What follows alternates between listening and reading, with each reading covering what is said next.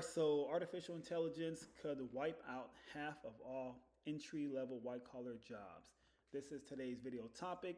Let's jump right into it and waste no time here. Let's go. A new piece that just posted on Axios.com moments ago, taking a critical look at the future of artificial intelligence. It's a pretty incredible piece. It's entitled Behind the Curtain, a white collar bloodbath. Could be the result of AI. Well, yeah, and Jim, people that run AI companies don't want to talk about it. They want to pretend it's not going to happen. Silicon Valley wants to pretend it's not going to happen. Wall Street doesn't really want to talk about it. But the fact is, as you report, just like the technological revolution, the IT revolution gutted blue-collar workers throughout the 90s and beyond, you're now talking about a bloodbath for white-collar workers because of AI. And from what you've seen and what you're reporting on, it is going to be a bloodbath for workers. I mean, that is certainly the warning of Dario Amodei, who is the CEO of Anthropic. And just for your viewers, Anthropic is one of the top creators of this AI, these large language models in the world. So he has better visibility than probably all but 2 or 3 people in the world into the power of this technology. He'd been telling us in private for a while that this bloodbath could be coming, but that lawmakers don't want to talk about it. The federal government doesn't want to talk about it. AI companies don't want to spook people. We finally convinced him to go on the record. And his point is, like, listen, just play with this technology, not just casually. Like, once you really dive into it, you realize it can do the work already of researchers, of analysts, of a whole host of entry-level white-collar jobs. And he put it in the... What I just do here? Yeah, so he just made a lot of great points here. He just said a lot of jobs are already being replaced. What am I doing? Jobs are already being replaced by AI. So let me just stop. There we go. Okay. So basically, I want to focus more on the tech industry because that's where I work. And I think the same thing applies to a lot of tech jobs as well. Tech jobs are also considered as white-collar jobs. So a office setting type job, that's where I work basically. I work in IT. I'm an IT support specialist. A lot of IT work or IT jobs could be affected by AI for the worst and good. The worst meaning people will lose their jobs from a machine or automation, basically. So this is a real possibility. The same thing applies for someone that works as a developer or engineer. Same thing. A lot of those jobs could easily be, I won't say easily, excuse me, could at some point be performed by a machine or automation, right? That's just reality. So, of course, there's a list of other jobs that are white collar, something in like finance, accountant. I want to say marketing as well. I have a list here on my phone that I'm reading off of.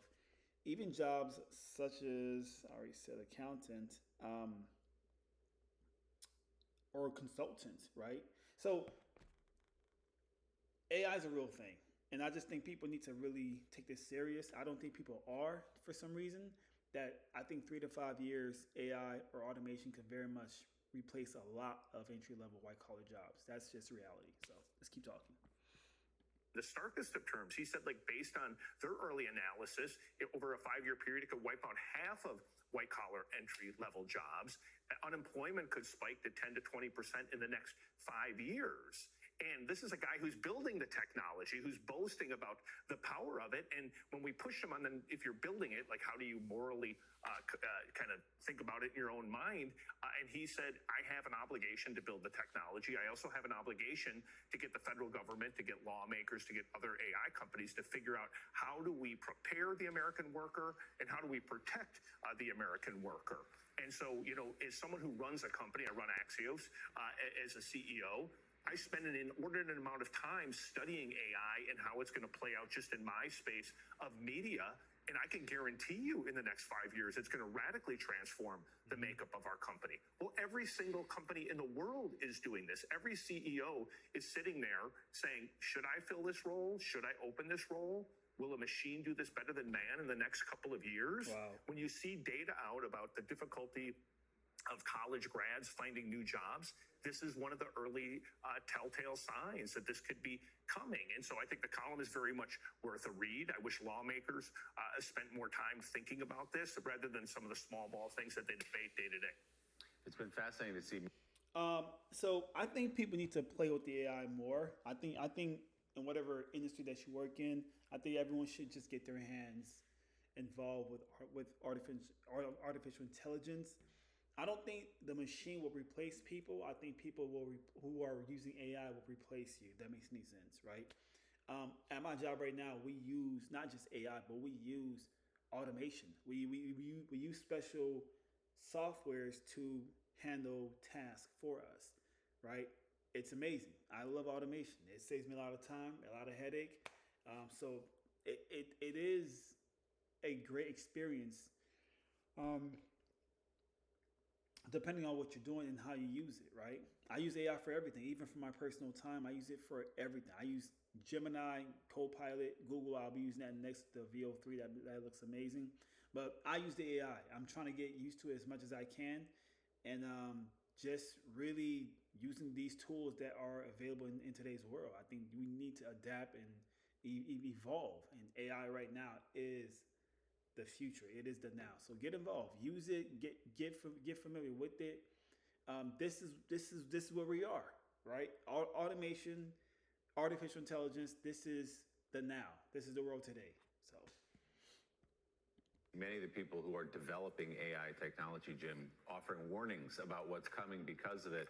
And in your interview, he effectively says, you cannot stop this train. Nope. It's coming down the tracks. This is happening. I think the way he puts it in your interview, though, is you can steer it a little bit. What does that look like? What does steering it look like? In his mind, I think it's sounding the alarm. It's like, listen, we got to have a national debate that this isn't 10 years from now. It could be 6 months from now. It could be 12 months from now. Wow. Then there has to be a debate about, okay, how do you make sure that workers are prepared to use artificial intelligence to augment their work, not displace their work? That's what we've been doing at Axios. We give everybody access to the technology. We have a deal with OpenAI. Yep. We make sure that every single unit, no matter what your job is already Good. playing with this to figure out how are you going to augment your work so you don't get displaced by. everybody should get involved. Like you just said, everyone should get involved and use this machine. You don't have to, but if you're not trying to get left behind, get involved, use it, get familiar with it. I'm glad he said that. Everyone should just get a taste of AI or just use it. Hell, I told my own staff you're committing career suicide if you're not spending 10% of your day experimenting with the technology. And I don't think most people are. Right. I think people are like, whoa, this is too science fiction, or, it's a really neat search engine. They're not actually looking at the capabilities. They don't have the time. They have real lives. But I think Dario's point was they might not wake up until it's way too late. And if lawmakers are way too late to it, you could have real issues. You could have unemployment, as he said, 10 to 20%. If he's right, which would then lead to obvious political unrest. We have Steve Bannon on the record in there saying he thinks the exact same thing is going to play out. He said Trump's not talking about it, but he thinks this will be maybe the biggest topic of the 2028 presidential election. I don't think AI is going to replace jobs such as construction, police officer, jobs that require actual, like someone has to physically perform the job or the duties of that job, right? Someone has to, for example, someone that works as a network engineer, they have to physically be somewhere to create or to build a network or whatever they're doing. They have to physically take a piece of equipment and configure it or get it to work or connecting different cables to it, like create a network basically. Someone has to physically do that. So I can't see a machine doing that, a robot doing that anytime soon, or AI. It still requires actual labor. So I don't think those jobs are going to be affected by AI anytime soon. I don't think I'll ever see that in my lifetime. To just be honest with you, I can't see robots taking a elevator to go troubleshoot someone's computer in their office. That's what I do. That's too. It's not realistic. What is realistic is white collar jobs, a office setting, someone that's typing all day, doing whatever they're doing. Your job is at risk. I mean, it could, I won't say easily, but it's a huge possibility that could be replaced by a machine. that's just reality. So.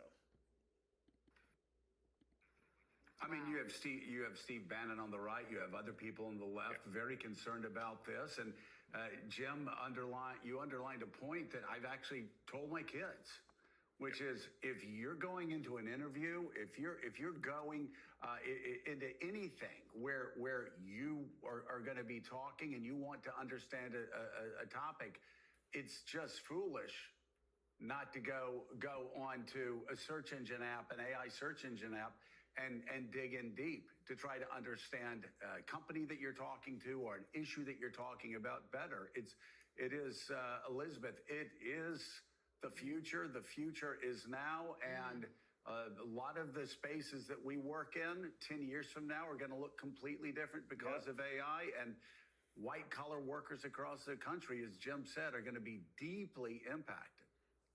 Well, so Jim, tell me how exactly will this affect like our business? So, will we still have copy editors, reporters, bosses? What do you say? I don't, and for journalism, I don't think that the machines are going to do the journalism per se. But if you play with it at all, you realize it's going to be a really good copy editor. It's going to be a really good marketer. It's going to be really good at doing research. It's going to be really good at doing marketing. It's going to be really good at taking any piece and maybe creating 8 different variations to send it out to all the other platforms. And that's what I would encourage people to do is play with it, assuming that the hallucinations and the errors go away. Because there are times where it is truly magical. And if that were to happen with a human level efficacy, anybody running a company, I'm telling you, as someone who runs a company, they're always going to choose automation, because they're going to believe that over time it's going to make their company more profitable and it's going to create more jobs. And that might be true, and that often is true with technology, that in the long arc, it creates more jobs. What's different here is this is a technology that could hit hard in the next 6 to 18 months, and it's going to hit every single role potentially simultaneously.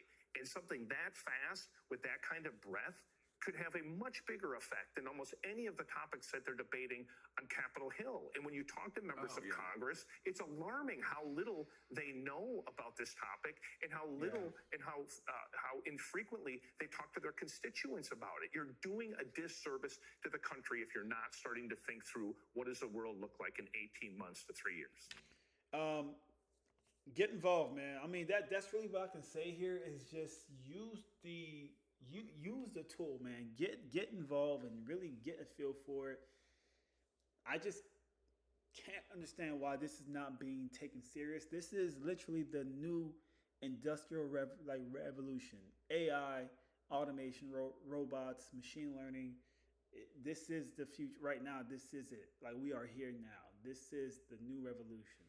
And for someone not to be involved or not take it serious, it is a scary thing to see, because you will be left behind. That's just reality. You know, again, at my job, we are utilizing AI and automation right now as we speak.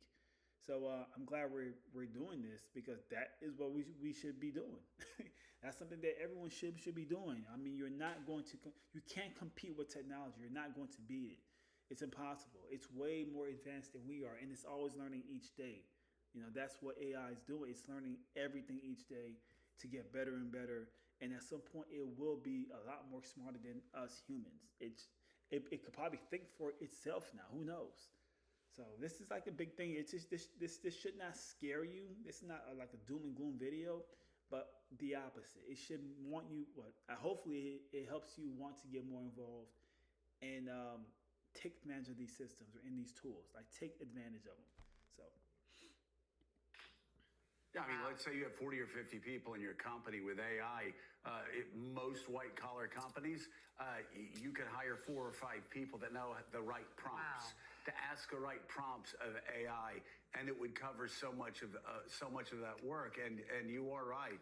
This is a 5-alarm fire, and Congress is sleeping. Co-founder and CEO of Axios, Jim Van Dyke, thank you so much. Yeah, that was a great video, man. Again, I'm really speaking more about the tech side of this, the tech industry. I'm really focused on that the most, because that's where I work. A lot of entry-level tech jobs will go away. That's just reality.